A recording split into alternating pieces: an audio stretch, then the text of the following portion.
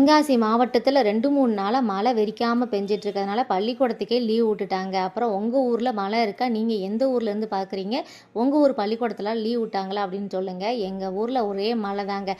மழை இருந்தாலும் நல்லா இல்லை, இல்லைனாலும் நல்லா இல்லை அப்படிங்கிற மாதிரி ஒரேடி நச நசன்னு பெஞ்சிட்டு இருந்துச்சுன்னா எப்படி தான் கொஞ்சம் நேரம் விரிச்சா தான் நல்லாயிருக்கும், துணி இனி காயும் அப்படின்னு நினச்சிட்டு இருந்தேன். அது மாதிரி இந்த வீட்டில் பூஜை ஒரு 7 மணிக்கு சாயங்காலம் ஸ்டார்ட் பண்ணலான்ட்டு இருந்து வீட்டு வேலையெல்லாம் முடித்து விளக்கெல்லாம் ரெடி பண்ணி சாமியெல்லாம் தயார் பண்ணி நாங்களும் ரெடி ஆகிட்டோம். இந்த மழை பெஞ்ச வண்ணமாகவே இருந்துச்சு. சரி ஒரு 1/2 மணி நேரம் விரிச்சா நல்லா இருக்குமே நினச்சேன். கடவுள் புண்ணியத்தில் கரெக்டாக எல்லோரும் சாமி குடும்பம் வர டைமில் மழை வெறிச்சிருச்சு.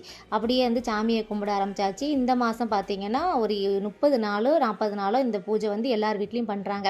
ஒவ்வொரு நாளும் ஒவ்வொரு வீட்டில் பண்ணுறாங்க தாமோதர பூஜை. இன்றைக்கி நம்ம வீட்டில் நல்ல வேலைக்கு நம்ம வீட்டில் வந்து பூஜை நடக்கும்போது மழை கொஞ்சம் வெறிச்சிருந்ததுனால நல்லதாக சாமி கும்பிட்டாச்சு. எல்லாரும் ஒன்று கூடி சாமி கும்பிட்டதில் சந்தோஷமாக இருக்கும். தனியாக கும்பிட்றத விட இந்த மாதிரி கூட்டமாக சாமி கும்பிட்டா இன்னும் பலன் அதிகமாக தான் கிடைக்கும்.